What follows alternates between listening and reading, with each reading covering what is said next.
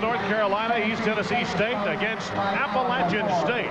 East Tennessee won both meetings during the regular season pretty handily. Let's look at the lineups. Broderick Parker, 6'4", and he'll be at a forward spot. He's 6'4". You've got Spurlock at 6'8", Tim Powers at 6'9", Ed Ward, the point guard, a converted 2 at 6'4", and of course Billy Ross. Head coach of the Mountaineers of Appalachian State, Tom Apke, in his 5th season.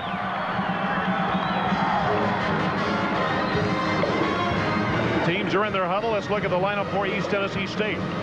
Rodney English at 6'4", a great leaper in the post position. Marty Story, 6'3", used to play football.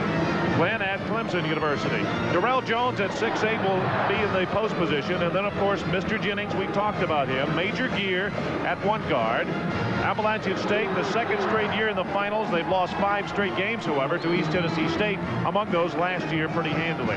There you see your lineups. And, of course, the head coach for East Tennessee State in his 1st season is Alan LaForce. He took over when Les Robinson went to North Carolina State and has done a marvelous job. The Buccaneers are 27-4. Their only non-conference loss of the year at Arizona. That was in the preseason NIT. They have reached as high as 10th in the national polls. They're currently ranked 19th in the country right now. Should be an excellent basketball game if Appalachian State can slow down the Buccaneers in transition. Absolutely. One of the things that Appalachian State's going to have to do is they're going to have to beat the pressure. Expect full court pressure. If not full court pressure, you'll see a swarming half court pressure all over the place, trying to prevent Appalachian State from getting into their half court offense. They'll try to push them out. There's Alan LaForce, an assistant for Les Robinson for several years, and then when Les got the job at NC State, he took the head coaching job and has done a marvelous job. Bucs lead the series 54 wins to 34. And as we mentioned, 5 in a row. Darrell Jones at 6'8" will jump against Steve Spurlock, number 32 at 6'8" for Appalachian State. Tip controlled by English, and East Tennessee has it. Now Appalachian State is starting out in a man-to-man, and you got Mr. Ward guarding Mr. Jennings out there, and he's going to have a tough assignment because he loves to run with the basketball. Mr. Ward better be in shape. East Tennessee State been in the NCAA tournament 2 straight years, lost by 1 to Oklahoma 2 years ago, beaten by Georgia Tech last year. There's a steal. East Tennessee tried to go inside, and Broderick Parker, who's done a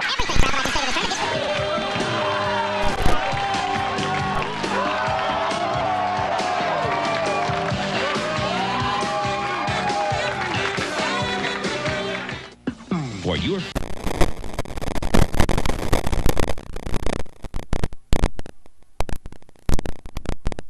I shot 60% from 3. You're going to have to guard me. Parker lost the ball. Darrell Jones comes up with it for the Buccaneers. They look to run. Here comes Jennings. Gear misses. Jones taps it, and here comes Ed Ward for Appalachian State. Now Jennings is the ultimate triple threat guy. He could stick it from the outside, he could penetrate in, and he could also dish on fast breaks. Keep your eye on Jennings on the fast break. He loves to spot up on shooters. Ed Ward, a converted 2 guard, has the point position for App State. Spurlock misses, kept alive. Powers is there. He gets App State's first bucket of the night. And one of the things that was concerning Alan LaForce before this game is keeping Powers and Hill off the boards. Great feed from Jennings to Gear. Count the bucket. Goaltending against Steve Spurlock.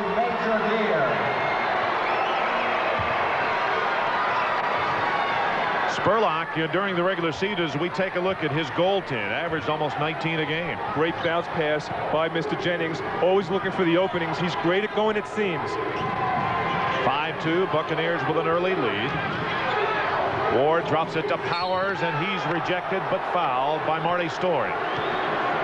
See, Marty Story's got to get there a little bit sooner than that. He got there a little too late, picked up the foul.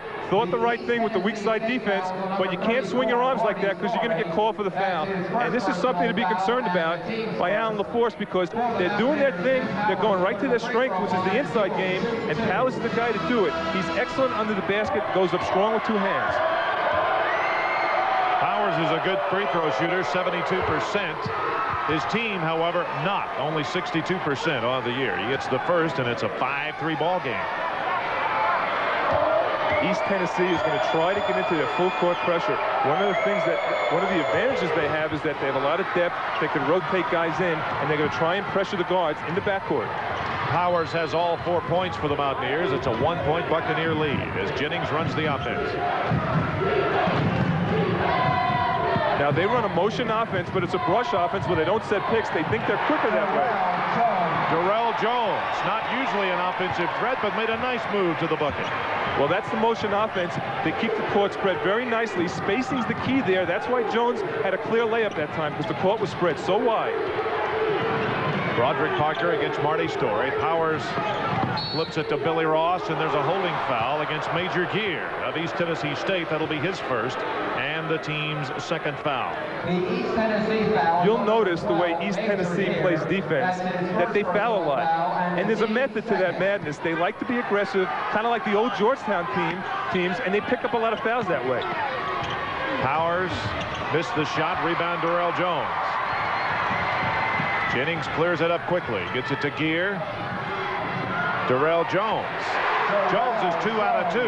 He has 4. The Buccaneers have 9 and a 5-point lead. And we talked about how East Tennessee spreads the court real wide on transition game. Well, there you saw it again. Court was spread real wide. Gear stepped right in, and Jones had a baby jump shot right in the middle.